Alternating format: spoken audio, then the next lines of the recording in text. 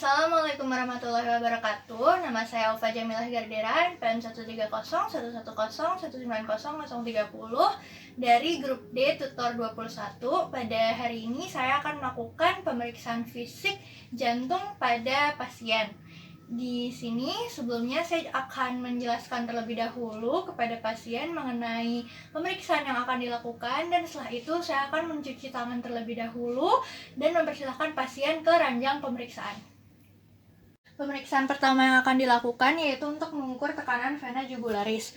Pasien diposisikan dalam posisi yang nyaman dan juga diberi bantal untuk ganjalan, dan juga pasien diposisikan sekitar 30 dengan posisi sekitar 30 derajat agar otot sternocleidomastoidnya relaksasi. Lalu gunakan senter untuk mengidentifikasi vena jugularis eksternal pada masing-masing sisi leher pasien, dan pasien diinstruksikan untuk menoleh ke arah yang berlawanan.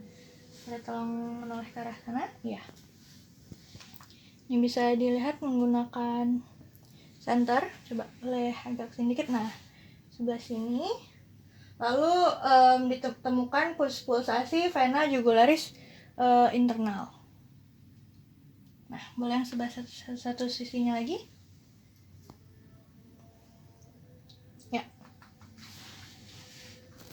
Identifikasi titik tertinggi pulsasi vena jugularis kanan. Letakkan penggaris panjang secara horizontal dari titik ini ke sudut dan letakkan penggaris segitiga secara vertikal dari sudut sternalis.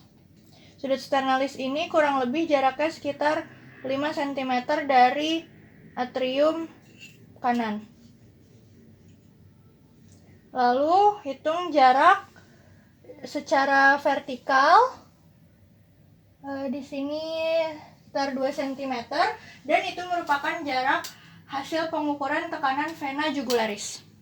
Selanjutnya, untuk pemeriksaan pulsasi karotis, yang pertama dinilai untuk amplitude dan konturnya. Pasien diminta untuk berbaring dengan elevasi sekitar 30-45 derajat, lalu inspeksi leher untuk menilai pulsasi karotis, di mana jari telunjuk dan jari tengah kiri digunakan untuk menilai inspeksi pada sebelah kanan, dan juga jari tengah dan jari telunjuk sebelah kanan untuk ke bagian sebelah kiri. Nah, ini pulsasinya pada arteri karotis kanan. Yang pertama boleh. Nah, ini sekitar sepertiga dari bawah leher, dan ya, ini tingkatkan tekanan hingga merasakan pulsasi dan kontur arteri karotis maksimal. Ya, boleh yang sebelah satunya lagi.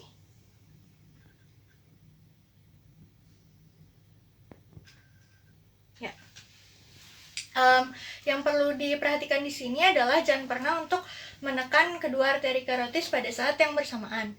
Nah, selanjutnya juga kita perlu untuk menilai trill atau getaran dan bruit arteri karotis. Nah, saat palpasi ini dapat dideteksi adanya getaran halus atau trill tersebut. Dengarkan bruit arteri karotis menggunakan bagian diafragma dari stetoskop.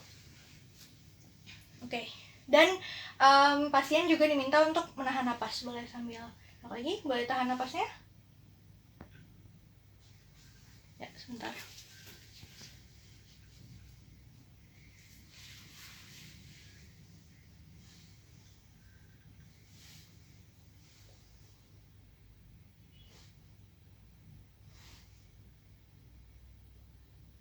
Ya, boleh satu lagi.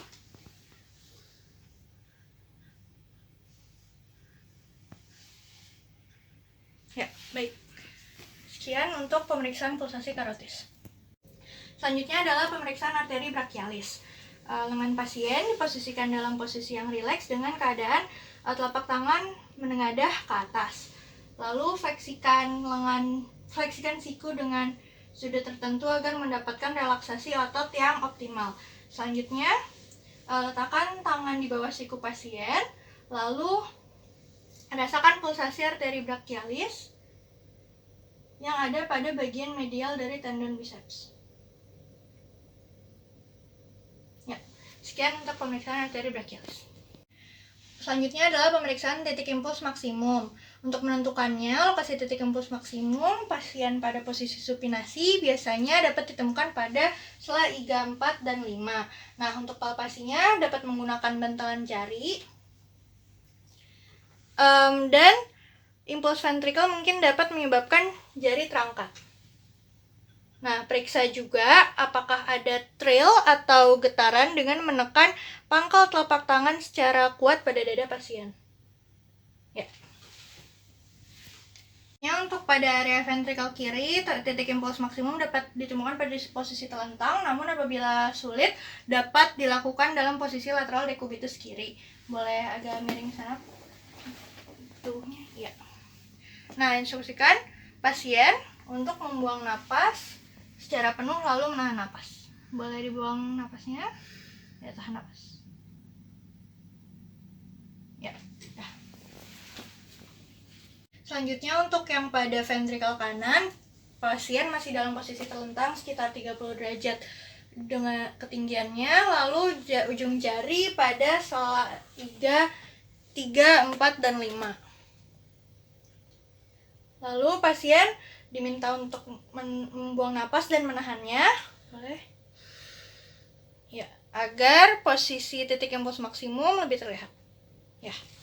Selanjutnya akan dilakukan perkusi. Perkusi secara seksama ini akan menunjukkan apakah jantung memiliki ukuran yang normal atau membesar. Untuk menentukan batas kiri jantung, perkusi dimulai dari lateral kiri menuju ke medial.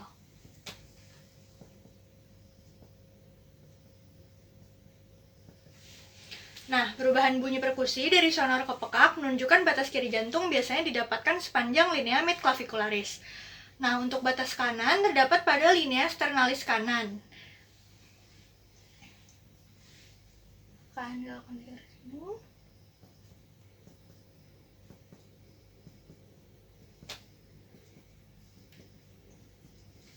Selanjutnya untuk batas atas jantung terdapat pada sela iga 2.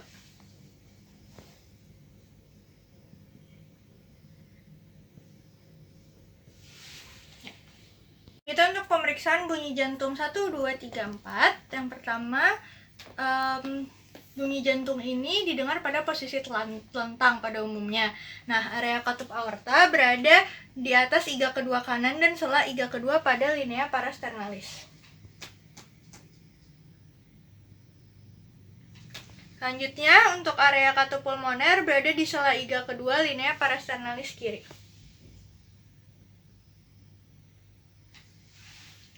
Lalu untuk area katup trikuspid berada di sternum pada perbatasan antara korpus sternum dengan processus xiphoid.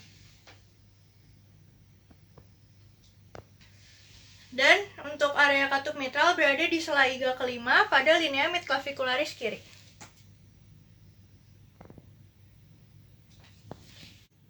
Bunyi jantung S1 biasanya berfrekuensi medium hingga tinggi, lalu untuk bunyi jantung S2 memiliki frekuensi tinggi dengan durasi sekitar 0,11 detik.